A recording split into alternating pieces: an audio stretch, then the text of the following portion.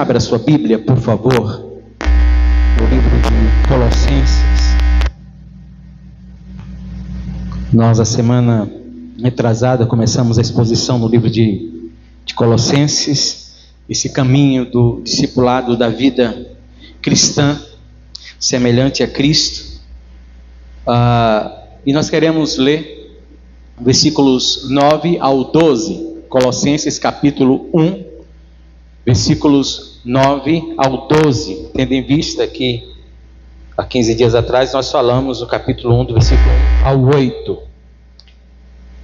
E nós falamos justamente sobre como a obra de Deus cresce, se desenvolve. Deus conta com pessoas como eu e como você. O próprio Deus age em favor da igreja para o crescimento, o desenvolvimento e amadurecimento da igreja. E o evangelho, ou a pregação verdadeira do evangelho, gera frutos de justiça em nós, frutos de transformação, por assim dizer. E hoje nós queremos ler a partir do verso 9 ao 12 e dar atenção a esta oração que Paulo faz pela igreja em Colossos.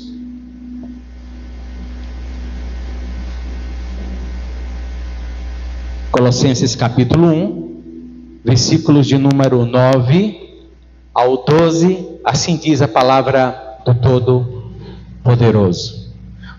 Por essa razão, nós também, desde o dia em que ouvimos acerca de vocês, não cessamos de orar por vocês.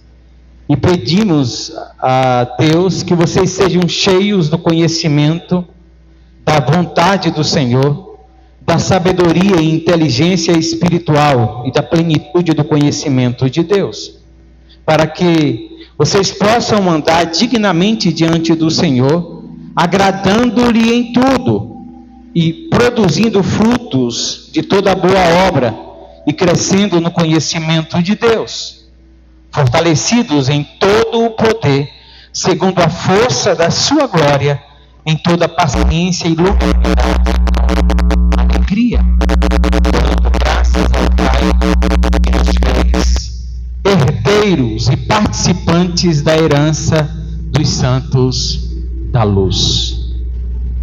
Poderoso Deus, mais uma vez nós te bendizemos, nós exaltamos o teu santo e glorioso nome e queremos pedir ao Senhor que receba o nosso culto, a nossa adoração. Cada palavra, cada canção, cada gesto, toda reverência ao Senhor, porque somente o Senhor é digno do louvor, da honra e da glória. Obrigado pela vida de cada um dos meus irmãos, cada um dos nossos visitantes. Obrigado, Senhor amado, pela presença e pela vida de cada pessoa neste ambiente. E nós estamos aqui, não é para outra coisa, senão prestar culto e adoração ao teu santo nome. Portanto, no nome de Jesus, nós te pedimos, recebe o nosso culto, recebe a nossa adoração, Senhor. E te pedimos ainda que o Senhor encontre em nós agora ouvidos atentos, e que a nossa forma de adoração mais sincera agora seja a total atenção ao Senhor e à tua santa palavra.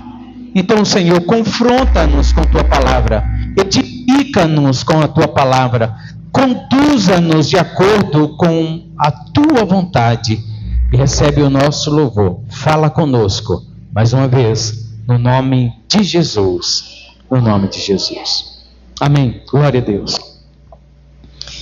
Irmãos, qual a importância da oração na vida de um cristão ou na vida de qualquer outra pessoa? Alguns especialistas, inclusive médicos, afirmam que esse momento de contrição, de oração, chega a ser terapêutico e cura emocional, espiritual. E esta terapia, esta prática ajuda inclusive na recuperação física de alguma enfermidade. Orar é vital para a vida do crente, para a vida do cristão, para a vida do Filho de Deus, para a vida de toda a criatura. Porque orar demonstra, de fato, a nossa total dependência de Deus.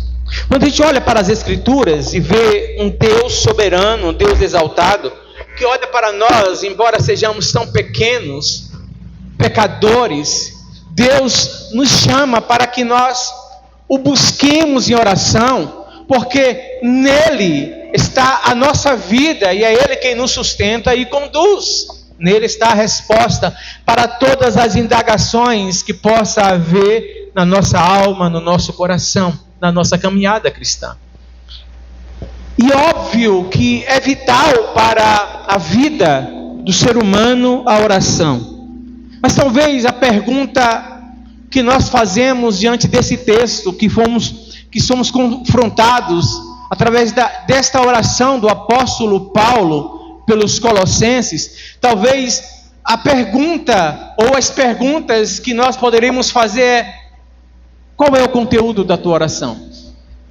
Pelo que você tem orado? O que você tem pedido? E obviamente, quando nós olhamos para a nossa caminhada, quando nós olhamos para a nossa subsistência, para a nossa vida, para a nossa humanidade, para as nossas necessidades, nós geralmente oramos e pedimos por saúde, pedimos pelo sucesso dos nossos filhos, nós pedimos por um casamento abençoado, um casamento vitorioso, nós pedimos pela faculdade, nós pedimos pelo bom emprego, nós pedimos por tudo nessa vida. E nós pedimos, e não há nenhum erro nisso. Não há nenhum erro nisso, porque o próprio Jesus nos instruiu a buscarmos nele todas as coisas. Aliás, quando os discípulos pedem que ele os ensinasse a orar, ele então ensina não uma fórmula de oração, mas um modelo de oração que deve conter as nossas orações. Ele ensina então: Pai nosso, que estás no céu, santificado seja o teu nome, venha a nós o teu reino, seja feita a tua vontade, assim na terra como no céu. E pensando nas nossas necessidades humanas, ele diz: o pão nosso de cada dia nos dá hoje. Então, não há erro nenhum a gente pedir tudo o que necessitamos para a nossa sobrevivência, para o nosso sucesso, para a nossa caminhada neste mundo. Nós, se queremos um bom ensino para os nossos filhos, uma boa faculdade, nós devemos orar e devemos buscar ao Senhor, não há erro nenhum. Se nós queremos um bom emprego, se nós queremos uma vida mais equilibrada financeiramente, se nós queremos prosperidade, não há erro nenhum em orar ao Senhor, porque o Senhor mesmo disse que nós devemos buscar o pão nosso de cada dia. Essa dependência de Deus. Mas alguém já disse que ouvindo a oração de alguém que a gente conhece a teologia dele, o que é que ele pensa de Deus, como é que ele pensa acerca do Senhor. E a gente, de novo, confrontado por essa palavra de Paulo, nós queremos pensar um pouquinho o que deve ter na nossa oração, ou qual deve ser o conteúdo da nossa oração, ou pelo que nós estamos orando. E o apóstolo Paulo, é sempre bom trazer esse contexto. O apóstolo Paulo está preso. O apóstolo Paulo provavelmente, diz alguns estudiosos, que ele nunca conheceu a igreja em Colosso, porque a igreja em Colosso foi plantada assim, através do ministério de Paulo, mas não foi o próprio Paulo que plantou aquela igreja. E Paulo então recebe notícias dessa igreja, de como essa igreja está unida, de como essa igreja tem tido o evangelho, de como essa igreja está crescendo, mas também sabe das investidas de vários grupos para tentar impor algumas coisas que eram desnecessárias. E Paulo vai falar em toda essa carta da suficiência de Cristo, né? De que Cristo é suficiente, que eles não precisam de ninguém mais. eles não precisam de nenhum conhecimento além dos que eles têm, e Paulo vai orar para que esses irmãos cheguem ao pleno conhecimento de Deus e da vontade de Deus. Esses irmãos estão passando, alguns deles, por necessidades, por dificuldades financeiras, por perseguição, e Paulo não vai orar para que haja cura, para que haja um livramento desses irmãos, para que esses irmãos tenham uma vida sossegada, sem perseguição. Paulo não vai orar para que ele seja logo liberto da prisão, para ele ir conhecer esses irmãos. Paulo vai orar e o conteúdo da oração de Paulo nos ensina muito. O primeiro ponto que Paulo pede é para que aqueles irmãos tenham ou conheçam a vontade, tenham o pleno conhecimento de Deus. Como igreja, nós precisamos nos preocupar. Eu já disse aqui na introdução que não é errado você pedir pelos seus filhos, pedir pelo seu casamento, pedir pelo seu emprego, pedir pelo seu sucesso, pedir pelo seu bem-estar, pedir pela sua saúde. Não é errado nisso, é no Senhor. Porque se nós não buscarmos a Ele, a quem oraremos, a quem buscaremos? Se nós dependemos dEle em tudo, mas na nossa vida cristã, nós precisamos desenvolver a oração, tendo o desejo de conhecer a Deus na profundidade, conhecer a Deus no seu pleno conhecimento, conhecer a Deus e que Ele revele para nós a sua vontade. E o apóstolo Paulo vai orar no versículo de número 9: por esta razão,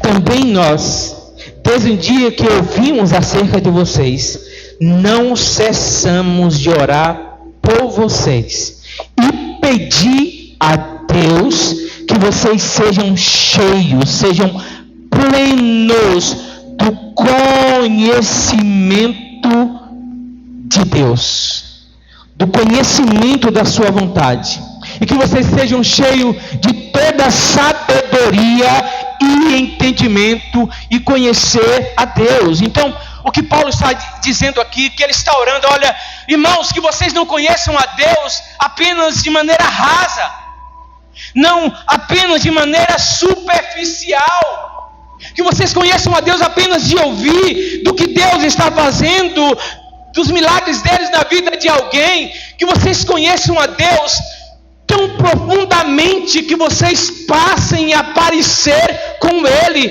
através do exemplo de Cristo, da imagem de Cristo.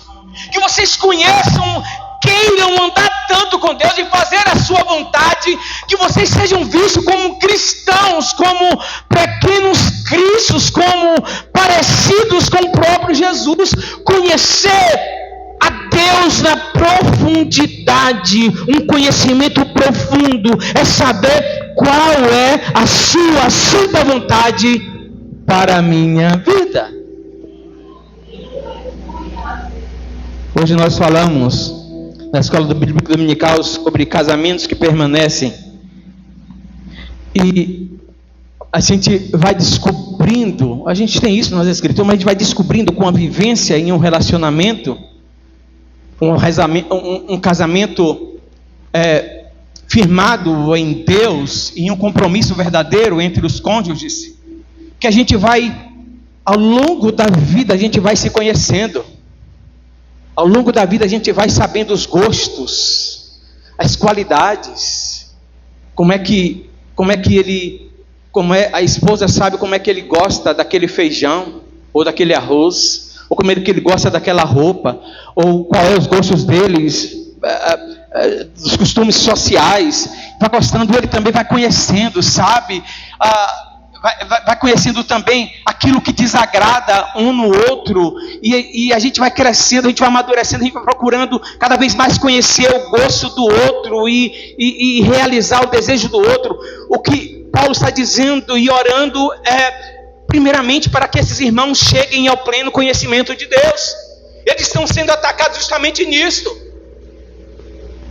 Um grupo está dizendo que o conhecimento é o conhecimento gnóstico que liberta, e somente poucas pessoas podem ter isto, somente poucas pessoas podem ter esse pleno conhecimento da vida e filosófico, e é somente essas pessoas que têm esse conhecimento filosófico, que são muito estudados, que se dedicam a isso, é que são privilegiados e que têm a libertação, que têm a salvação. E Paulo está dizendo: não, todos podem chegar ao verdadeiro conhecimento e profundidade de Deus. Não é apenas algumas pessoas escolhidas, especiais, iluminadas, não. Eu oro para que todos vocês cheguem ao pleno conhecimento de Deus e da sua vontade, porque Deus se revela para todos que o buscam. Então a nossa oração, irmãos, ela deve ter todas aquelas coisas que nós necessitamos na vida, mas primordialmente nós precisamos procurar conhecer a Deus e a sua santa vontade revelada na sua palavra para as nossas vidas. E Paulo ora ainda mais. A oração de Paulo contém e vai dizer que à medida que esses irmãos cheguem ao pleno conhecimento, ao conhecimento profundo de Deus e da sua vontade, aqueles que conhecem a vontade de Deus, e Paulo então vai orar e pedir aos irmãos, e pedir a Deus que façam que esses irmãos vivam para a glória de Deus. E ele diz assim no versículo de número 10: para que vocês possam viver e andar dignamente diante do Senhor. Deixa eu parafrasear o texto.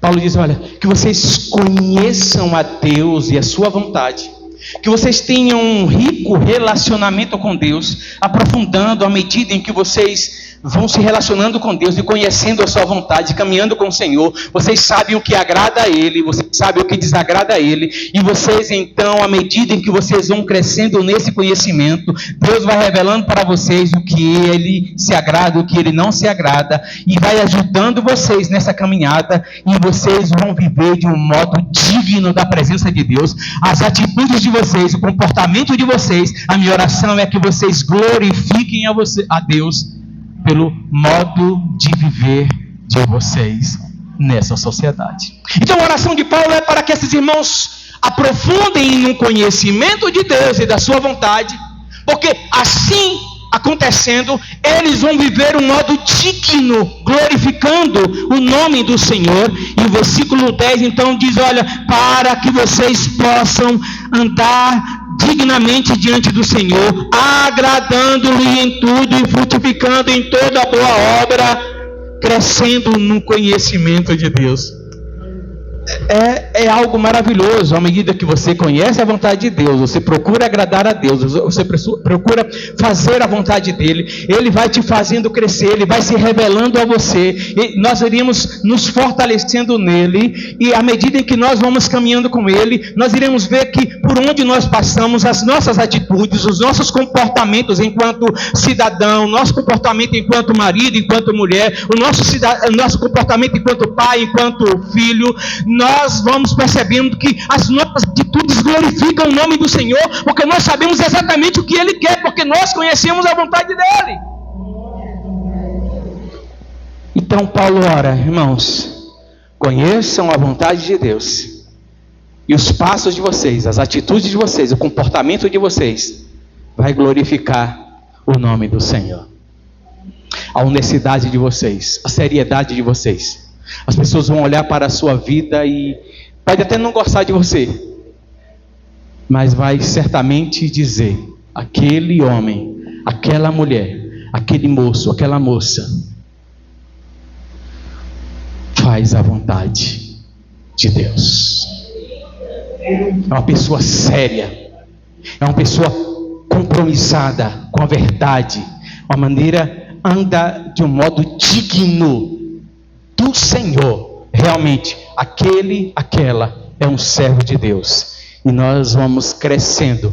E com isso, às vezes sem saber, as pessoas estão olhando para a nossa vida, estão dando glória a Deus pela maneira como nós vivemos. Mas é preciso desejar crescer na graça e no conhecimento do Senhor. Conhecer a Deus desemboca gera em nós o viver para a sua glória. Conhecer a Deus é nos fazer, nos capacitar para imitar a Cristo, para parecer com Jesus. Paulo vai trabalhar muito no livro de Colossenses essa imagem de Deus vista no Filho, vista em Cristo. Paulo vai trabalhar demais ao longo do livro, dessa carta aos Colossenses, essa imagem de Cristo que deve ser reproduzida em cada cristão. E é por isso que algumas vezes Paulo vai dizer: olha, sejam meus imitadores, porque eu imito a Cristo. É parecer, é obedecer a Cristo, é agradar a Deus, é andar de um modo digno do nome de Cristo. Eu sou servo de Cristo, eu sou servo do Deus vivo e todo-poderoso. Então meu comportamento na sociedade onde eu vivo não pode ser de qualquer maneira. A gente pensa muito sobre isso e às vezes, como conselheiros, pessoas que se decepcionam com pessoas na igreja, e nós vivemos tempos tão difíceis em que líderes e mais líderes têm decepcionado com o seu comportamento, que não tem nada a ver com Cristo e com o Evangelho, e pessoas que se decepcionam profundamente, e a gente vai aconselhar as pessoas: olha, não olhe para o homem não, olhe para Jesus. Irmãos, isso para mim é uma hipocrisia tremenda, porque é claro que se nós estamos falando de perfeição, nenhum ser humano vai ser modelo para ninguém. Se nós estamos falando de pessoas que sejam perfeitas, ainda não chegamos a este ponto. Nós estamos caminhando para isso, e a cada dia nós somos aperfeiçoados. Neste caso, só Jesus mesmo. Mas como é que eu vou, como pastor, dizer: olhe para Jesus, se eu não parecer com Jesus? Como é que essa pessoa vai ver Jesus? Então eu tenho que chamar a responsabilidade. Olha, não olhe para a atitude de fulano, não. Olhe para a minha atitude. Veja como eu vivo o Evangelho. Veja como eu procuro obedecer a Cristo. Muito, mas muito longe de ser a pessoa perfeita. Eu preciso chamar o compromisso para mim. Eu preciso imitar a Jesus. Para isso eu preciso conhecer a vontade de Deus e andar do modo digno como o Senhor, para ter autoridade, não vaidade, não arrogância, e dizer: olha, eu sou perfeito, olhe para mim. Não, para dizer: olha, procure viver uma vida digna na presença de Deus, porque eu tenho procurado isso, apesar das minhas falhas e dos meus defeitos. Nós precisamos sim ter referências espirituais. Não pôr a nossa confiança nisso. Nós precisamos ter homens e mulheres, não somente pastores, homens e mulheres que se dizem crentes, servos de Cristo, que conhecem a Deus, precisam viver do modo digno, para que as pessoas olhem para nós e ainda, como eu disse ainda há pouco, ainda que não goste de nós, saiba que nós procuramos viver de um modo digno, porque tememos, servimos e obedecemos ao Deus vivo e todo-poderoso. Aleluia! Então, meus irmãos, conhecer a vontade de Deus vai gerar isso em nós. À medida que de fato nós conhecemos a Deus e a sua vontade, vai nos levar a viver esta vida que glorifique ao Senhor. E glorificar a Deus é ter uma vida parecida com a de Jesus. E olha só o que Paulo vai trabalhar. É que ele, sendo na forma de Deus, não usurpou ser igual a Deus, mas subsistindo na forma de homem, se humilhou até morte de cruz. Ele obedeceu a Deus acima de todas as coisas. Diversas vezes em que as pessoas vinham até Jesus e ele dizia: importa obedecer a Deus, importa fazer a vontade de Deus, importa servir a Deus. Então Jesus, de fato, esta imagem de Deus, de parece que obedece ao Senhor. E o que Paulo está tentando dizer é que nós temos essa imagem formada em nós e que nós precisamos parecer com Jesus na obediência ao Pai. No nosso comportamento como homem, como mulher, como como cidadão deste mundo, mas vivendo neste mundo, embora sejamos cidadãos deste mundo, e devemos cumprir as obrigações, e devemos fazer com zelo, entendendo que, embora sejamos deste mundo, estamos sujeitos às leis deste mundo, nós precisamos viver aqui na terra, como cidadãos dos céus, glorificando o nome do Senhor. Glorificando o nome do Senhor. E eu volto de novo àquela oração maravilhosa. Pai nosso que estás nos céus, santificado seja o teu nome, seja feita a tua vontade, aqui na terra, como é a vontade de Deus feita no céu, irmãos? Quem faz a vontade de Deus nos céus? Senão os anjos, que obedecem, o adoram em santidade. O que o Senhor está dizendo aqui, assim como os anjos servem, obedecem lá no céu, o Senhor tem uma igreja, tem a mim e tem você, que deve viver essa vida glorificando a Deus aqui na terra, assim como os anjos o fazem no céu. É um privilégio glorioso que nós temos, mas também é uma responsabilidade. Mas Paulo ora, e isso é possível à medida em que nós conhecemos a vontade de Deus. Nós iremos frutificar, nós iremos glorificar a Deus em nossa vida. Por último, Paulo fala: olha, à medida em que vocês conhecem a vontade de Deus, à medida em que vocês glorificam a Deus, através do viver e do comportamento de vocês também, eu oro para que vocês sejam revestidos do poder de Deus, da capacitação, para que vocês vivam e tenham a vida de gratidão a Deus, porque vocês já foram feitos herdeiros. Vocês são herdeiros. E Paulo diz: olha, e eu oro agora para que vocês sejam revestidos do poder de Deus, que é essa capacitação, porque se nós olharmos para nós mesmos, é impossível agradar a Deus, se nós dependermos de nós mesmos. Mas diante da nossa incapacidade, por causa da nossa natureza pecaminosa, Cristo entra na história, e o poder transformador do Evangelho, o poder transformador de Cristo, nos dá condições, nos capacita para que nós glorifiquemos a Ele e sejamos revestidos do seu poder. É somente cheio do poder do Espírito Santo que nós poderemos fazer a vontade de Deus e glorificar o seu santo nome e produzir frutos neste mundo. Então, irmãos, a oração de Paulo é para que os irmãos conheçam a vontade de Deus, para que os irmãos adorem a Deus e vivam uma vida que glorifique o nome do Senhor, e para que eles sejam capacitados pelo poder de Deus, através dos dons espirituais, para produzir frutos aqui nesta vida, e o Evangelho vai produzindo mais e mais e mais, e nós vamos abundando, e nós vamos crescendo. E nesse capítulo Paulo está dizendo sobre como é que se dá o crescimento da igreja.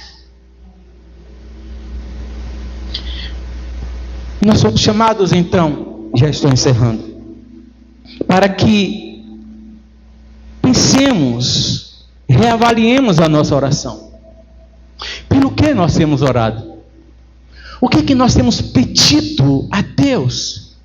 Será que nós estamos pedindo somente aquelas coisas que nos são essenciais nessa vida, que só servirão para este mundo, só servirão para esta vida? E Paulo diz o seguinte acerca disso: se nós esperarmos no Senhor somente para esta vida, de todos os homens somos os mais dignos de lástima. A nossa visão, quando formos dobrar os nossos joelhos, independente da posição física, quando nós formos orar, deve ser aquela que o próprio Jesus disse: buscai primeiro o reino de Deus. Pense nas coisas que são do alto. nas coisas que são essenciais, que são eternas. Como é que eu estou vivendo neste mundo? Que sentido a minha vida tem? De que maneira eu tenho retribuído o fato de ter sido alcançado pela graça do Senhor, de ter sido salvo pela graça do Senhor, para que eu viva neste mundo?